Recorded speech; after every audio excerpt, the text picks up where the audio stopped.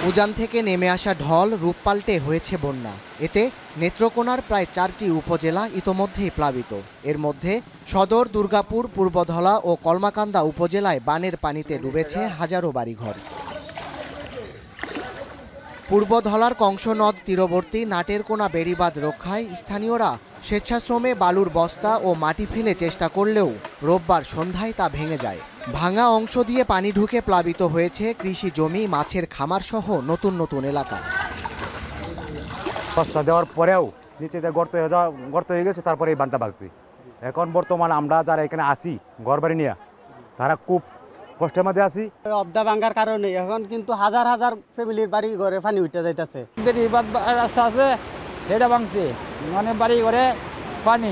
কিন্তু গত 10 বছর আগে ভাঙছিল 2014 সালে, এখন আবার ভাঙছে।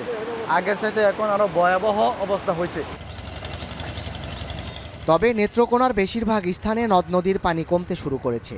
সোমবার সকাল পর্যন্ত কংস নদীর পানি প্রায় 43 সেন্টিমিটার কমে বিপদসীমার নিচ দিয়ে বইছে। পানি কমেছে সোমেশ্বরী নদীর, তবে এখনও দুর্ভোগে পানিবন্দী থাকা বাসিন্দারা। রাস্তাঘাট সব কিছু ভাঙে গেছে, মানুষের চলাচল বন্ধ হয়ে গেছে, আমাদের ফসল টসল সব ক্ষতি হয়ে গেছে। না হওয়া কারণ না বা কিনু খাইতে পারে না, কেউ কিছু লই আমরা আসেও না ভাই। এই উজানে পানি আমাদের অনেক ধ্বংস হয়ে গেছে ভাই। এইদিকে আমরা আরো এইদিকে গেছে, আমার পুষ্পিনী মাছ গেছে 2-3 লাখ টাকা ভাই। এদিকে বৃষ্টি না হওয়ায় ময়মনসিংহের হালুয়াঘাট, ধোবাউড়া উপজেলায় বন্যা পরিস্থিতির উন্নতি হয়েছে। ইতোমধ্যে হালুয়াঘাট উপজেলায় 5টি এবং ধোবাউড়া উপজেলায় 3টি ইউনিয়ন থেকে পানি নেমে গেছে। তবে এখনও 2 উপজেলার 11টি ইউনিয়নের নিম্নাঞ্চল পানির নিচে।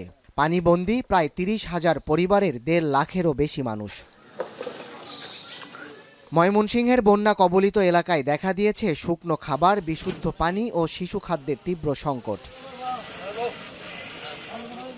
বন্যা পরিস্থিতির উন্নতি হয়েছে শেরপুরেও। ঝিনাইগাতি ও নালিতাবাড়ির পানি কমলেও বেড়েছে নকলায়। পানিতে তলিয়ে আছে 1200 হেক্টর আগাম জাতের শীতকালীন সবজির ক্ষেত, ভেসে গেছে হাজারের বেশি মাছের ঘের। প্রশাসন ও বিভিন্ন সংগঠন বন্যার্তদের পাশে দাঁড়ালেও নৌকার অভাবে ব্যাহত হচ্ছে ত্রাণ সহায়তা কার্যক্রম। লাখ লাখ টাকা ক্ষতি করে আবাদ টাবাদ গুলো প্রজেক্ট মজেক্ট সব তলে, গরু বাছুরও পানির মাঝে আঙ্গুর এই এলাকাটা পানি চুরমার করে আসছে, ঘর বাড়ি সব চুরমার করে আসছে। ভাই আমরা পানির মধ্যে ডুববে রয়েছি, এখন আঙ্গের ঘরে পানি, থাউনের ঘরে পানি, আনার ঘরে তো কোনো গপ্পই নাই।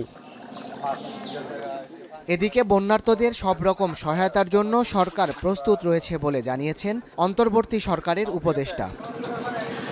এই বন্যাগুলো আমাদের দেশে যেমন শুধু বন্যা না, অন্য যে কোনো প্রাকৃতিক দুর্যোগ যেমন এটা আমাদের জন্য দুঃখস্বরূপ, তদ্রূপ একই সঙ্গে সেই সময় কিন্তু আমরা মানুষদের মধ্যে শুভ বুধের জাগরণও দেখি। এদিকে ময়মনসিংহের ফুলপুরের হাটপাগলা এলাকায় বন্যার পানিতে ডুবে উজ্জ্বল মিয়া নামে একজনের মৃত্যু হয়েছে। এখন ময়মনসিংহ। বন্যা পরিস্থিতির আরও খবর জানাতে নেত্রকোনা থেকে যুক্ত হয়েছেন সহকর্মী রিফাত আহমেদ রাসেল এবং কুমিল্লার লাকসাম থেকে যুক্ত আছেন সহকর্মী মাসুদ আলম। শুরুতেই নেত্রকোনায় যাব। রাসেল, জানাবেন যে নাটেরকোনা বাঁধ মেরামত করার মতো অবস্থা তৈরি হয়েছে কিনা, যে পানি দ্বারা প্লাবিত হয়েছিল বিভিন্ন এলাকায় সেগুলো নামতে শুরু করেছে কিনা জানাবেন। শাফরিন, আপনি যেমনটি বললেন, আসলে আমরা কিন্তু সকাল থেকেই এই এলাকাগুলো ঘুরে ফিরে দেখছি। সকাল থেকে যেটা দেখলাম, আসলে সকাল থেকে এখন পর্যন্ত কিন্তু পানি কিছুটা কমেছে।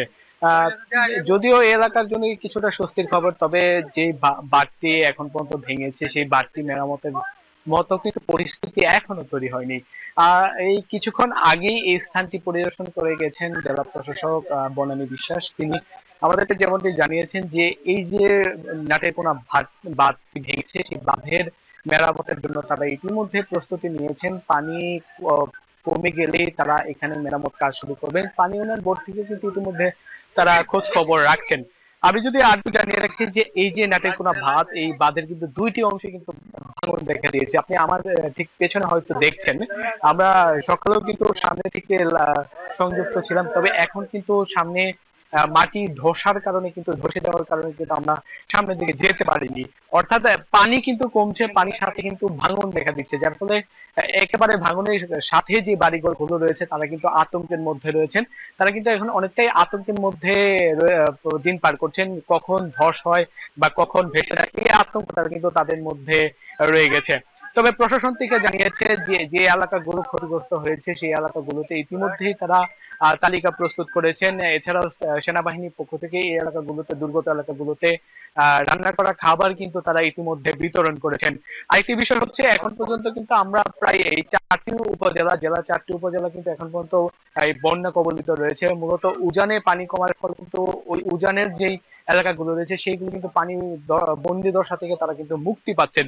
তবে ভাটিতে যে এলাকাগুলো রয়েছে সেই এলাকাগুলো কিন্তু এখনো পানিবন্দী রয়েছেন। বিশেষ করে ফসলি জমিগুলোতে কিন্তু এখন পানি প্রবেশ করায় কৃষকদের মাঝেও এক ধরনের দুশ্চিন্তা দেখা গেছে। তো এই ছিল আমার কাছে নেত্রকোনা থেকে সর্বশেষ।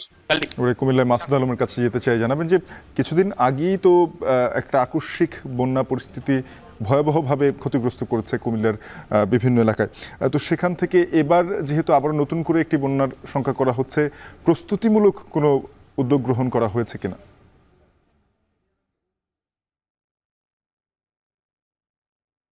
সাপেন প্রস্তুতি বলতে যে জলাবদ্ধতা তৈরি হয়েছে বন্যার পানিগুলো, বিশেষ করে দক্ষিণ লাকসামের মনোহরগঞ্জ এবং লাকসামের কিছু অংশ এবং নাঙ্গলকোট, যে এই এলাকাগুলো প্লাবিত হচ্ছে নতুন করে। যার কারণ হিসেবে তারা বলছেন যে এলাকার মানুষ যে আগে যে বন্যা হয়েছিল, বিশেষ করে একই সঙ্গে যে কুমিল্লার 14 উপজেলা প্লাবিত হয়েছিল বন্যায়, উজানের ঢল এবং ভারী বর্ষণে বেশ কিছু উপজেলার পানি নেমে গেলেও এই দক্ষিণ লাকসামের পানিগুলো একেবারে ধীর গতিতে নামছিল।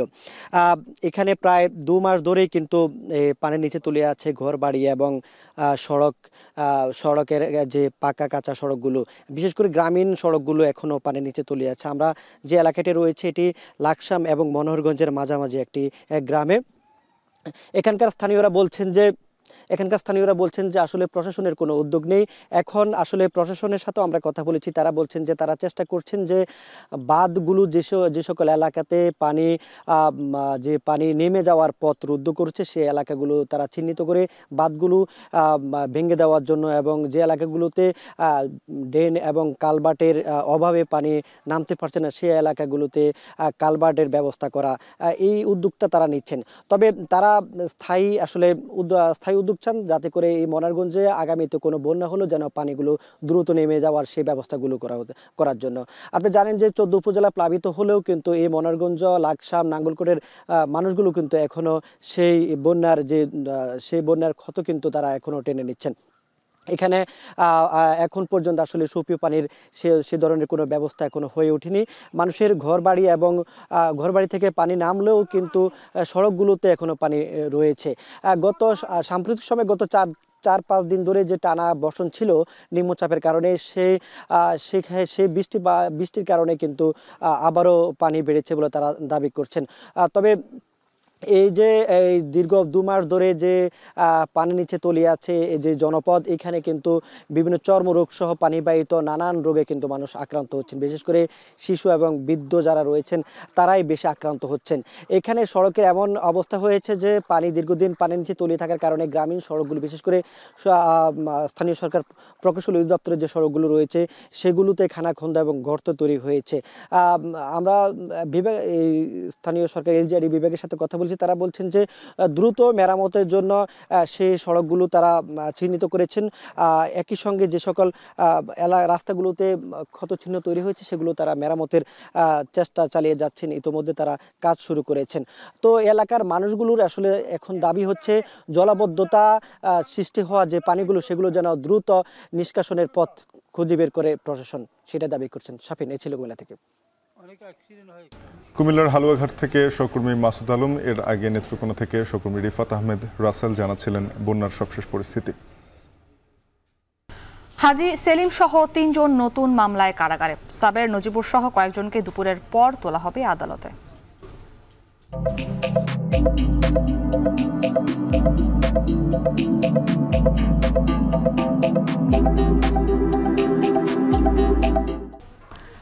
চকবাজার থানার রাকিব হাওলাদার হত্যা মামলায় সাবেক সংসদ সদস্য হাজী সেলিম সহ 3 জনকে গ্রেপ্তার দেখিয়েছেন আদালত। সোমবার সকালে চিফ মেট্রোপলিটন ম্যাজিস্ট্রেট আদালতে হাজির করে গ্রেপ্তার দেখানোর আবেদন করেন মামলার তদন্তকারী কর্মকর্তা। পরে রাষ্ট্রপক্ষ আসামি পক্ষের আইনজীবীদের শুনানি শেষে তাদের গ্রেপ্তার দেখিয়ে কারাগারে পাঠানোর আদেশ দেন আদালত। এ মামলায় আরও 2 জন আসামি ঢাকা উত্তরের 26 নম্বর ওয়ার্ডের সাবেক কাউন্সিলর হাসিবুর রহমান মানিক ও ঢাকা বিশ্ববিদ্যালয়ের ছাত্রলীগ সাধারণ সম্পাদক তানভীর হাসান সৈকত।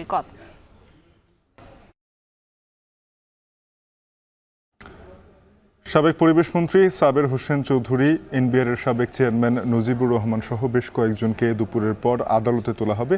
এ বিষয়ে বিস্তারিত খোঁজ রাখছেন সহকর্মী রাব্বি হোসেন। সিএমএম আদালতে যুক্ত হব তার সাথে।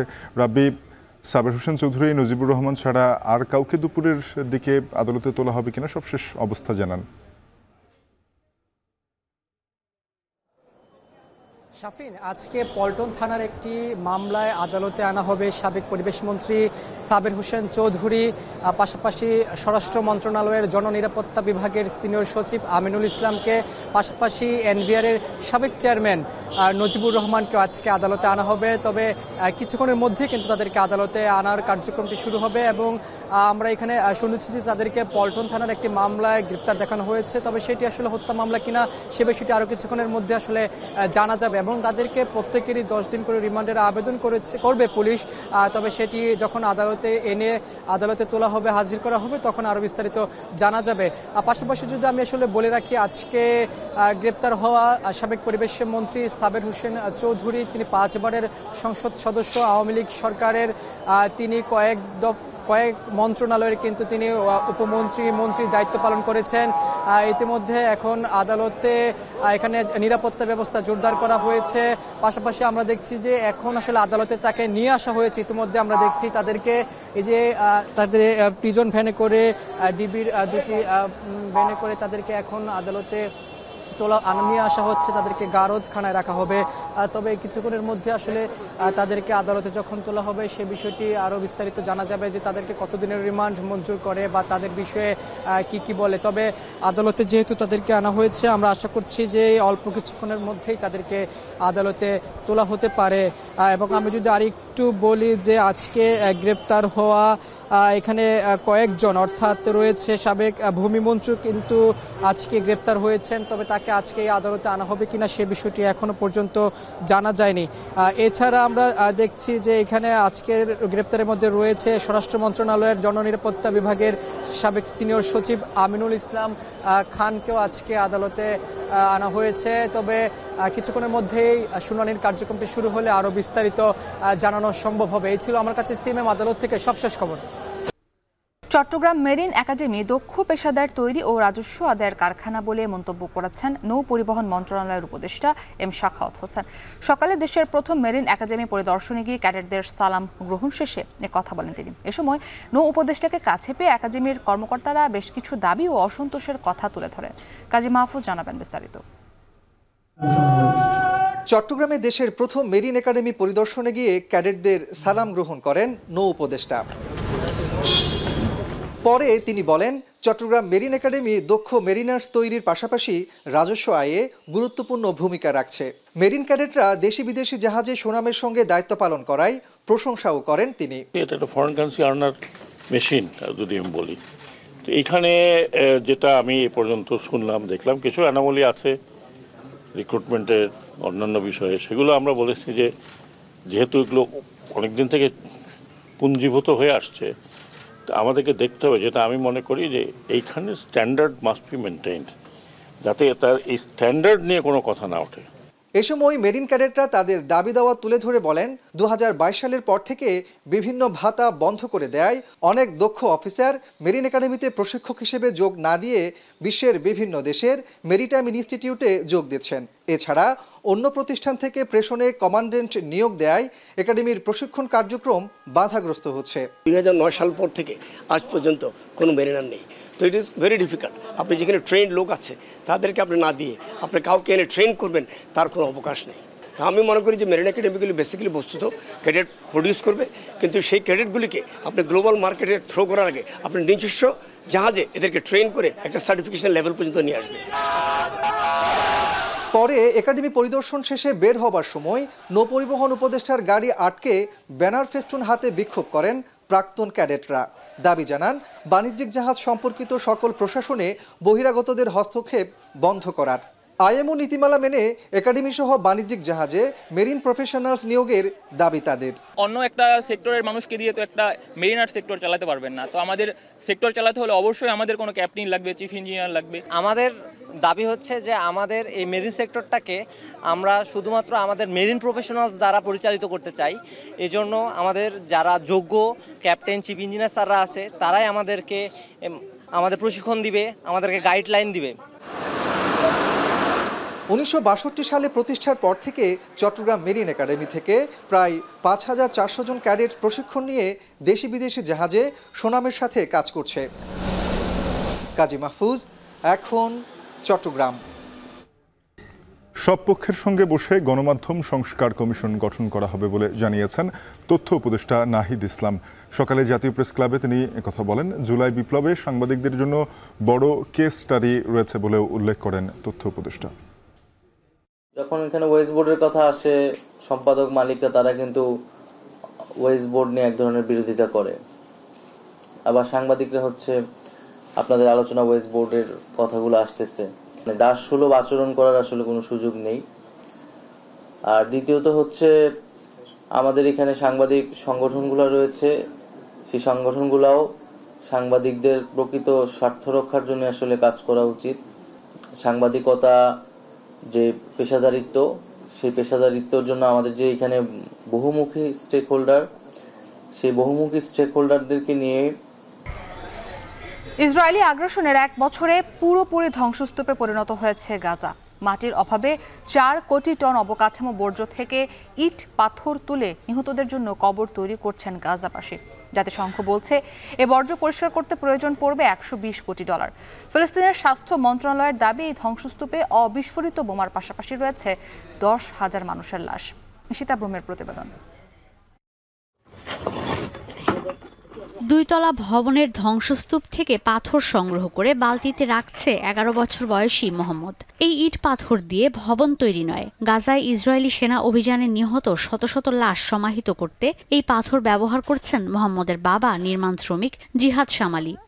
عشان انا نرجع حياتنا الطبيعيه زي ما كانت قبل، بس صعب نرجعها لانه اليوم ما فيش خمر ولا في مواد। এপ্রিলে খান ইউনিসে ইসরায়েলের বিমান হামলায় ক্ষতিগ্রস্ত ভবন থেকে ধ্বংসস্তূপ সংগ্রহ করছেন তিনিও। এই ইসরায়েলি বাহিনীর হামলায় প্রাণ গেছে শামালির আরেক সন্তানের। ইসরায়েলি আগ্রাসনে নিহতদের সমাধি তৈরির কাজটি বেশ কঠিন হলেও বিভিন্ন স্থাপনার ধ্বংসস্তূপ এভাবেই কাজে লাগাচ্ছেন গাজাবাসী। কেউ কেউ এই ধ্বংসস্তূপ তুলে নিয়ে বানাচ্ছেন মাথা গোজার ঠাঁই। لازم نلاقي فيه دبش. غزة مش حرب، غزة صارت فيها زلزال، أمر من الحرب، يعني مطحنة. غزة صارت مطحنة جدا السنة، ما ضلش فيها ولا بيت ولا فيها أي حاجة، كل غزة دمار، يعني ما ضلش فيها بيت يصلح للسكنة من الآخر. ورغم كل الآلام اللي احنا فيه هذا، الناس بترجع بيوتها وبتلم لها شوية।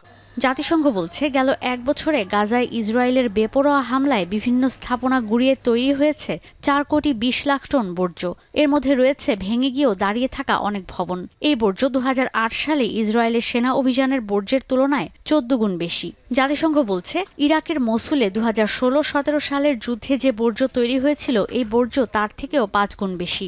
2014 we have managed to clear 3 million tons, and this is now 42 million, so you can imagine what it means again in terms of capacities. But basically you take Central Park, New York, 1 বছর ধরে প্রতিনিয়ত বাড়ছে এই বর্জ্য। জাতিসংঘ বলছে এই বর্জ্য একসঙ্গে মিশরের সর্ববৃহৎ pyramid great pyramid of Giza ঢেকে ফেলতে পারবে 11 বার। অবকাঠামো বর্জ্য ব্যবস্থাপনায় গাজাবাসীর সঙ্গে কাজ করছে জাতিসংঘ। সংস্থাটির বর্জ্য ব্যবস্থাপনা কর্তৃপক্ষ বলছে চলতি মাসেই খান ইউনিস, গাজার দেইর আল বালাহ রাস্তার কাছে থাকা বর্জ্য পরিষ্কারে ফিলিস্তিনি কর্তৃপক্ষের সঙ্গে কাজ করছেন তারা। The challenges are huge, so this will require proper planning, very detailed planning, considering all the, not only the volume, but all the risks, all the challenges. একসময়ের ব্যস্ত রাস্তাগুলো এখন ভবনের ধ্বংসাবশেষ দিয়ে পরিপূর্ণ। এগুলো এত উঁচু আর এমনভাবে ছড়িয়ে ছিটিয়ে রয়েছে যে পথচারী আর গাধার গাড়ি চলাচলের রাস্তা হয়ে পড়েছে সংকীর্ণ। জাতিসংঘের স্যাটেলাইটের পাওয়া তথ্য বলছে যুদ্ধ পরবর্তী গাজার 2/3 বা 1,63,000 ভবনই ধ্বংস হয়ে গেছে। সেই ধ্বংসাবশেষ থেকে কিছু অংশ তুলে নিচ্ছেন সাধারণ মানুষ। بعد سنة من الدمار اجينا هذا وغزة كتلة رماد كلها مش قادر تستصلح منها ولا حاجة اللي بتستصلح حديد على خشب على এর আগে 2014 সালে 30 লাখ টন বর্জ্য পরিষ্কার করেছিল জাতিসংঘ, যা এখনকার সময়ের তুলনায় মাত্র 7%। ইউএনডিপি বলছে যুদ্ধ এখন থেমে গেলেও এই বর্জ্য পরিষ্কার করতে প্রয়োজন $120 কোটি, যেখানে মাত্র 1 কোটি টন বর্জ্য পরিষ্কার করতে লাগবে $28 কোটি।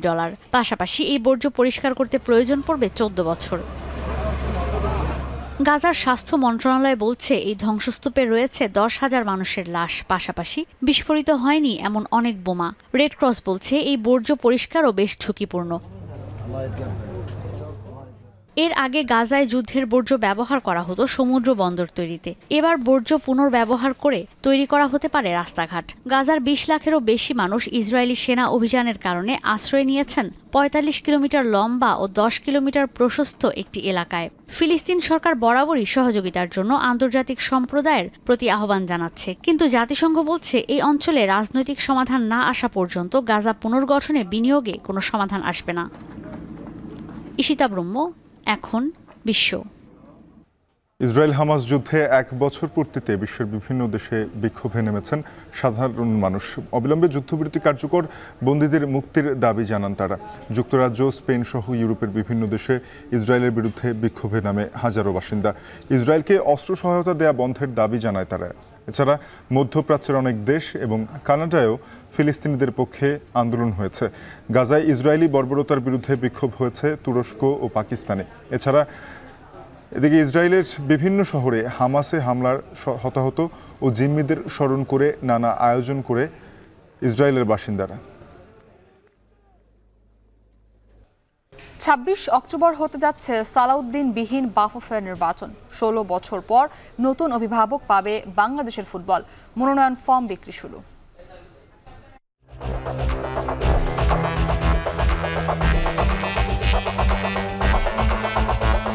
সকাল 11টা থেকে বিকেল 5টা এবং 20 তারিখ সকাল 11টা থেকে বিকেল 2টা।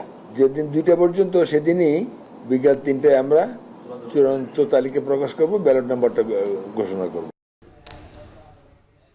26 অক্টোবর হতে যাচ্ছে বাফুফে নির্বাচন। 16 বছর পর সালাউদ্দিনের বাইরে নতুন অভিভাবক পেতে যাচ্ছে দেশের ফুটবল। বরাবরের মতো এবারও 21 পদের জন্য লড়াই করবেন প্রার্থীরা। বুধবার ফেডারেশন ভবনে মনোনয়ন ফর্ম বিক্রি শুরু। এসকে শাওন জানাবেন বাকিটা। গেল সপ্তাহে বাফুফে নির্বাহী কমিটির সভায় গঠিত হয় নির্বাচন কমিশন। তারপর একটি সভা করেই তফসিল ঘোষণার সিদ্ধান্ত নেন কমিশনাররা। আগাম ঘোষণা অনুযায়ী সোমবারই তা প্রকাশ করলেন প্রধান নির্বাচন কমিশনার। মনোনয়নপত্র দাখিলের সময় হচ্ছে 14 এবং 15। মনোনয়নপত্র যাচাই তারপরের দিন 16 অক্টোবর 2024। এরপরে মনোনয়নপত্র প্রত্যাহার, সেটা হচ্ছে 19 তারিখ সকাল 11টা থেকে বিকেল 5টা এবং 20 তারিখ সকাল 11টা থেকে বিকেল 2টা। যেদিন 2টা পর্যন্ত সেদিনই বিকেল 3টায় আমরা চূড়ান্ত তালিকা প্রকাশ করব, ব্যালট নাম্বারটা ঘোষণা করব। বাফুফে কার্যনির্বাহী কমিটির নির্বাচনে বিভিন্ন পদের মনোনয়ন ফর্মের মূল্য গেল 2 নির্বাচনের মতোই রেখেছে বাফুফে নির্বাচন কমিশন। সভাপতি পদে ফর্মের মূল্য 1 লাখ টাকা, এর চেয়ে 25,000 কমে সিনিয়র সহসভাপতি। আর সহসভাপতি পদে ফর্মের মূল্য 1.5 লাখ টাকা। 25,000 টাকায় কেনা যাবে নির্বাহী সদস্য প্রার্থী হওয়ার মনোনয়নপত্র। জাতীয় নির্বাচনের সাথে বাফুফে নির্বাচনে রয়েছে আকাশ পাতাল ফারাক। ফুটবল ফেডারেশন নির্বাচনের বিধিমালা প্রকাশ করতে গিয়ে সেই কথাই যেন স্মরণ করিয়ে দিলেন মেজবাউদ্দিন আহমেদ। কোন প্রার্থী কোন পোস্টার, ব্যানার ইত্যাদি ব্যবহার করতে পারবেন। পোস্টার, ব্যানার নিষিদ্ধ, তবে 1 পৃষ্ঠার মুদ্রিত লিফলেট সর্বোচ্চ A4 সাইজ ব্যবহার করা যাবে। বাফুফে নির্বাচন উপলক্ষে কোনো শোভাযাত্রা বা মিছিল আয়োজন করা যাবে না এবং কোনো মাইক ব্যবহার করা যাবে না।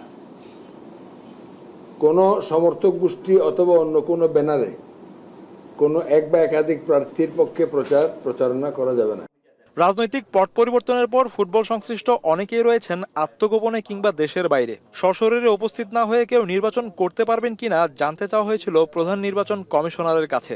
কথা থাকার আমি কারণ দেখি না যদি বৈধ পথে আসে। আর উনি যদি এটা আমাদের হাই কমিশনের মাধ্যমে দিয়ে পাঠাতে পারেন তাহলে বলবো করবো যে অথেন্টিক, আর নাহলে কে পাঠাইলে কাস্টিং নিচে দিলে কেমন করে বুঝবো।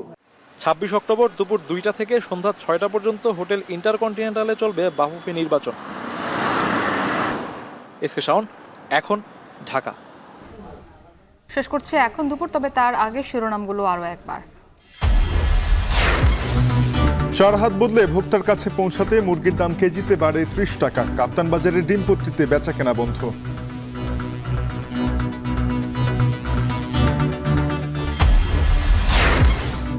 দুর্গাপূজায় নিরাপত্তার ঝুঁকি নেই, বিশৃঙ্খলা করলে কঠোর ব্যবস্থার হুঁশিয়ারি আইজিপির।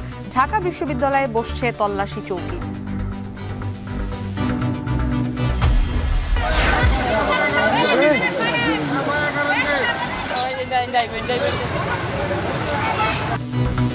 নেত্রকোনায় বাঁধ ভেঙে নতুন এলাকা প্লাবিত। ময়মনসিংহ শেরপুরে বন্যার কিছুটা উন্নতি, কুমিল্লায় ফের বন্যার শঙ্কা।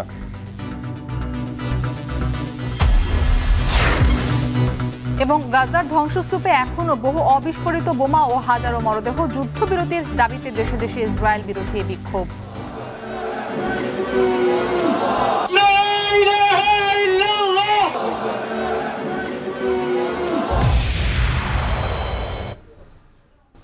শেষ করছি এখন দুপুর। সাথে থাকার জন্য ধন্যবাদ।